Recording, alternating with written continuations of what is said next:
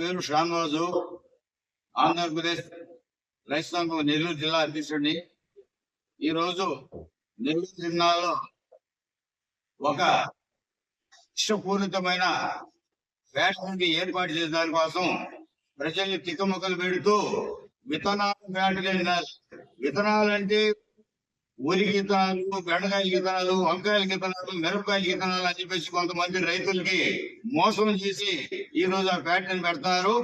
అది ఆ విత్తనాల ఫ్యాక్టరీ అంటే అది ప్రాణాలు తీసే ఫ్యాక్టరీ. అది పెట్రోల్, డీజిల్, ముడి సరుకులు తయారు చేసే విత్తనాల ఫ్యాక్టరీ. అది దానివల్ల కొడలూరు మండలం, దగదర్తి మండలం, అల్లూరు మండలం, ఈ ఎన్ని మండలాలతో సహా నెల్లూరు జిల్లాలో అందరి కూడా క్యాన్సర్ వ్యాధులు వచ్చే పరిస్థితి ఉంది. ముఖ్యంగా ఈ మండలాలకి అనుకునేది దగదర్తి, అల్లూరు మండలాలకి పూర్తిగా వ్యాపిస్తుంది. అందువల్ల అక్కడ ప్రజలందరూ కూడా ఈ ఫ్యాక్టరీ వద్దని చెప్పేసి మొత్తం కూడా తిరుగుబాటు చేసినారు.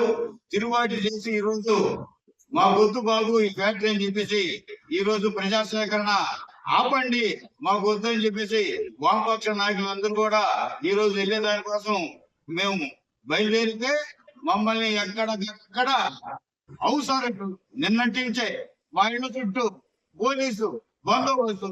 ఎందుకండి ఈ పోలీసు బందోబస్తు? పోలీసుల మీకు కూడా ఆ ఫ్యాక్టరీ ఎఫెక్ట్ వస్తుంది. మీరు కూడా ముఖ్యంగా ముందుగానే మీకే క్యాన్సర్ వచ్చి మీరు కూడా ఆ క్యాన్సర్ బారిన పడి ఇబ్బంది పడి పరిస్థితి ఉంటుంది. అదేవిధంగా ఎమ్మెల్యే ప్రశాంతమ్మా, మేము ఈ రాష్ట్రాన్ని బాగా చేస్తాం, ఇళ్ళని బాగా చేస్తాం, మా ఎంపీ గారు మీకు అందరికి తాగు నీళ్లు ఇస్తున్నారు, మేమందరూ కూడా మీకు తాపిస్తా ఉంటారు. ఇష్టం నీళ్లు తాపించాల్సింది మీరు కానీ మీ ఎంపీ గారు కానీ అక్కడ మీ నియోజకవర్గంలో మొత్తం కూడా విషం నీళ్లు తాగించాల్సిందే. విషం ఇచ్చి అందరూ కూడా క్యాన్సర్ హాస్పిటల్ కి వెళ్ళాల్సిందే. ఆ క్యాన్సర్ హాస్పిటల్ ని మీరు ఇంకా పెద్ద హాస్పిటల్ గా తయారు చేసి ముందు ఆ పెద్ద ఫ్యాక్టరీకి అనుమతి ఇవ్వండి. ఆ ఫ్యాక్టరీని పెట్టుకునే దానికోసం మీరు ప్రయత్నించండి తప్ప జనాలు ఒప్పుకోరు. మీరు ఎంత మందిని అరెస్టులు చేసినా, ఎంత మందిని లోపలేసినా, మీరందరూ కూడా ఎంత ఇబ్బందులు పెట్టిందని చుట్టుపక్కల జనాలు ఎవరు ఆగరు. దీన్ని అర్థం చేసుకోవాలా ఎమ్మెల్యే ప్రశాంతమ్మ, అర్థం చేసుకోవాలా. ఆయన చెబుతుంది దానివల్ల ఎంతో ఉద్యోగాలు వస్తాయంట. అటువంటి విషయంతో పూరితమైన ఉద్యోగాలు ఎవరికి కావాలమ్మా, ఎవరికొద్దమ్మా?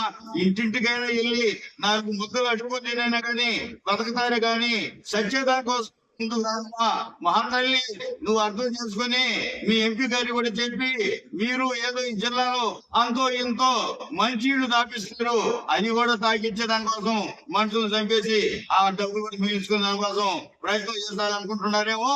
ముందు మీ భార్య భర్తలకే వచ్చేది ఆ క్యాన్సర్, ముందు మీ భార్య భర్తలకి వస్తుంది. అందుకోసం గారు, ప్రశాంత్ గారు ఆలోచించాలా.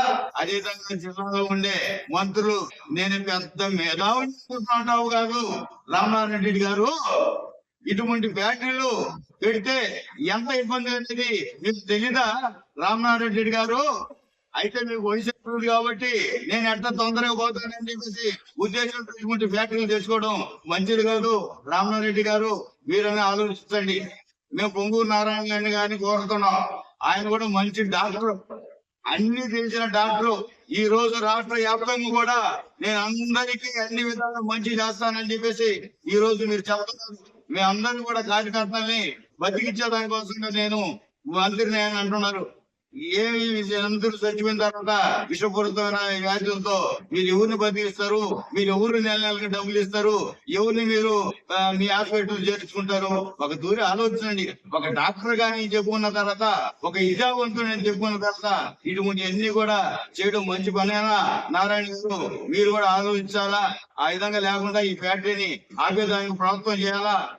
వామపక్ష నాయకులు ఈ రోజు రాత్రి పొగులు ఈ మీద పోరాటం చేసేదానికి సిద్ధపడి అక్కడ ప్రజలందరూ కూడా ఐక్యం చేస్తుంటే ఈ రోజు మీరు ఈ విధంగా ఇబ్బందులు పెట్టడం, అర్ధరాత్రులు ఎస్ఐలు, సిఐలు, మొత్తం పోలీసులు మా ఇంటి చుట్టూరు తిప్పి వాళ్ళని లేకుండా మమ్మల్ని లేకుండా మా పెళ్ళం పిల్లలు ఎంతమో పోలీసులు మా నాయన ఊరిని అరెస్ట్ కూలీ చేశాడు, ఎవరిని కొట్టుకొచ్చాడు అని చెప్పేసి చుట్టుపక్కల కూడా ఆ విధంగా ఈ జిల్లా అంతా కూడా అంత విరుద్ధమైన ఏర్పాటు చేసేందుకు ఇకనైనా కానీ ఈ జిల్లా మంత్రులు, ఎమ్మెల్యేలు, ఈ కలెక్టర్ గారు, ముఖ్యంగా కలెక్టర్ గారు మీరు పెద్ద పెద్ద మేధావి అని చెప్పి చెప్పుకునే కలెక్టర్, జాయింట్ కలెక్టర్ ఇటువంటి విషయమైన పూరిత ఫ్యాక్టరీలు వద్దని చెప్పేసి ఆశించాలని చెప్పేసి ఈ సందర్భంగా మేము ఈ అక్రమ అరెస్టుల్ని ఖండిస్తున్నాం.